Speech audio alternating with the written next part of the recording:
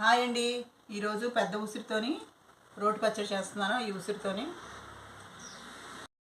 దీనికి కావాల్సినవి పచ్చిమిర్చి, బెల్లం, జీలకర్ర, వెల్లుల్లి, ఉప్పు అన్నీ ఇందులో వేసుకొని దంచేసుకోవాలి. ఇలా దంచేసుకోవాలి. ఉసిరి చిన్న చిన్న ముక్కలు కట్ చేసుకొని ఫ్రై చేసుకున్నాను. ఆయిల్లోని స్పూన్ ఆయిల్లోని వేసుకొని సాల్ట్ వేసుకొని ఫ్రై చేసుకున్నాను. బెల్లం వేసేసుకుంటున్నాను. అయిపోయిందండి, నలిగిపోయింది. ఇప్పుడు మనం పోపు పెట్టుకుందాం. గిన్నెలో తీసేసుకుంటున్నాను.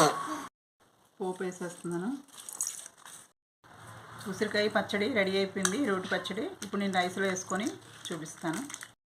రైస్లో వేసుకుంటున్నాను.